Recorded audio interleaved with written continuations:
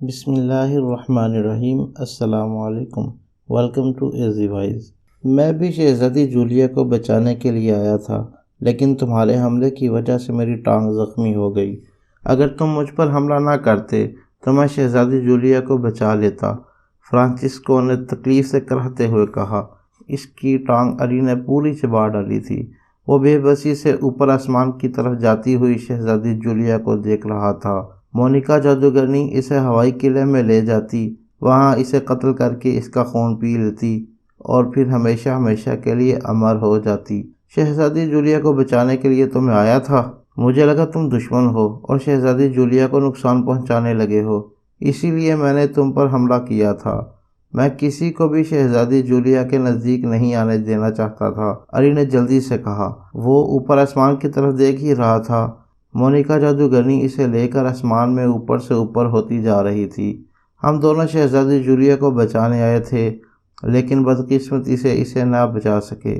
ہم اب کبھی بھی شہزادی تک نہیں پہنچ سکتے، علی نے مایوسی سے کہا۔ بچو، مایوسی گناہ ہے، جو مایوس ہو جاتا ہے اس کی زندگی ختم ہو جاتی ہے، سیلا نے دونوں کی طرف دیکھتے ہوئے کہا۔ وہ زیر لب ہلکا سا مسکرا رہا تھا۔ ہم اب کیا کر سکتے ہیں؟ مونیکا جادوگرنی اسے اوپر آسمان کی طرف لے کر اڑ رہی ہے، ہم اوپر آسمان میں نہیں جا سکتے۔ علی بے بسی سے سیلا کی طرف دیکھنے لگا۔ اچھا، تم اوپر نہیں جا سکتے تو کیا ہوا؟ میں تو اوپر جا سکتا ہوں نا، اور تمہیں بھی لے کر جا سکتا ہوں، سیلا نے مسکراتے ہوئے کہا، اور اس کے ساتھ ہی اس نے ایک کلا بازی کھائی اور دوسرے ہی لمحے وہ ایک بہت بڑا باز بن گیا۔ چلو جلدی کرو اور دونوں میرے اوپر بیٹھ جاؤ، میں تمہیں اوپر ہوائی قلعے میں لے جاتا ہوں، باز نے انسانی آواز میں کہا۔ تو علی اور فرانسسکو دونوں جلدی سے اس کے اوپر بیٹھ گئے۔ باز انہیں لے کر اوپر آسمان کی طرف اڑا اور ہوائی قلعے میں لے گیا۔ وہاں مونیکا جادوگرنی نے شہزادی جولیا کو بونے شیطان کے پتلے کے سامنے لٹایا ہوا تھا اور خنجر لے کر کچھ پڑھ رہی تھی۔ وہ شہزادی جولیا کو شیطان بونے کے قدموں میں قربان کرنے والی تھی۔ مونیکا جادوگرنی، رک جاؤ، تم کبھی بھی اپنے شیطانی مقصد میں کامیاب نہیں ہو سکتی، علی نے چیختے ہوئے کہا۔ باز بھی اب واپس سیلا کے روپ میں آ گیا تھا۔ سیلا دراصل روحانی بزرگ نور شاہ ہی تھے، جنہوں نے علی کو میلان بھیجا تھا اور خود بھی شہزادی جولیا کی مدد کے لیے آ گئے تھے۔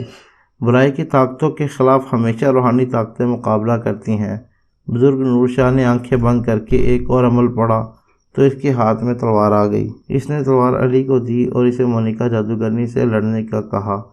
علی نے تلوار کو ہوا میں لہرایا اور مونیکا جادوگرنی کی طرف بڑھا۔ جادوگرنی مونیکا کے ہاتھ میں بھی ایک تلوار نمودار ہوئی اور وہ بھی مقابلے پر آ گئی۔ وہ دونوں ایک دوسرے سے لڑنے لگے۔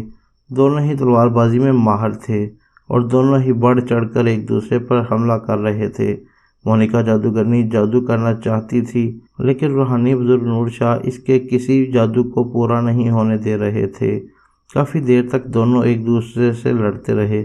آخر علی کو ایک موقع مل گیا۔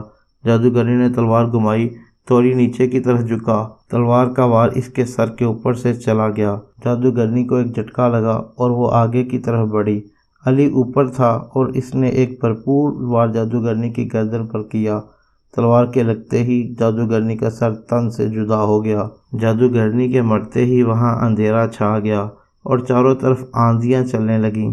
اپنی آنکھیں بند کر لو، سیلا کی آواز آئی تو سب نے اپنی آنکھیں بند کر لیں۔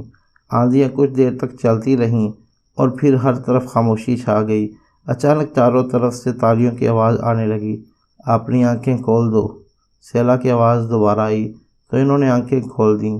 وہ سب اسکول کے گراؤنڈ میں اسٹیج پر کھڑے تھے۔ سامنے بیٹھے ہوئے چھوٹے بچے اور ان کے والدین تالیاں بجا رہے تھے۔ فرانسسکو کا پیر بھی بزرگ نے ٹھیک کر دیا تھا اور شہزادی جولیا بھی ٹھیک ہو گئی تھی۔ اسے سب یاد آ گیا تھا۔ علی، مجھے معاف کر دو، میری وجہ سے تمہاری ٹانگ ٹوٹ گئی تھی۔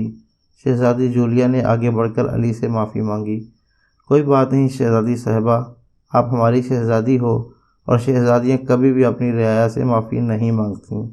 علی جلدی سے آگے بڑھا اور شہزادی جولیا کے سامنے دوزانوں ہو کر بیٹھ گیا۔ اس نے اپنے سر کو شہزادی کے سامنے جھکا لیا تھا۔ نہیں علی، تم رعایا نہیں ہو، تم شہزادے ہو، میں تمہیں اپنا شوہر تسلیم کرتی ہوں۔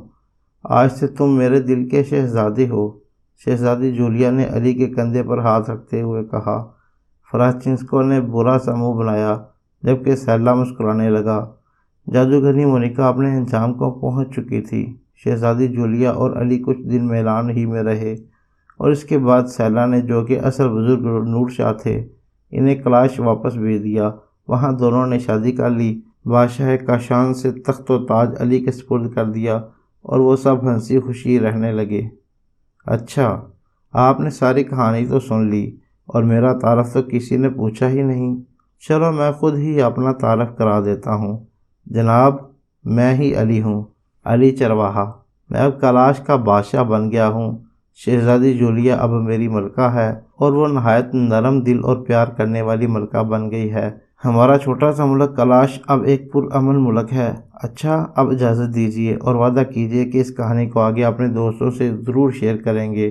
کہانی اچھی لگی ہے تو پھر اس کو شیئر کر کے اس کا حق بھی ادا کریں اور اپنے دوستوں اور پیاروں کو ضرور سنائیں۔ آپ کا دل کرے تو مجھ سے بھی رابطہ ضرور کریں، تو آپ کا دل کرے تو ہمارے ساتھ رابطہ بھی کریں۔ دوستو، جو لوگ اپنی آپ بیتی ہم سے شیئر کرنا چاہتے ہیں کہ ہم آپ کی آپ بیتی ایزی وائز پر نشر کریں آڈیو کی صورت میں، تو ہمیں اس نمبر پہ کانٹیکٹ کر سکتے ہیں۔ شکریہ۔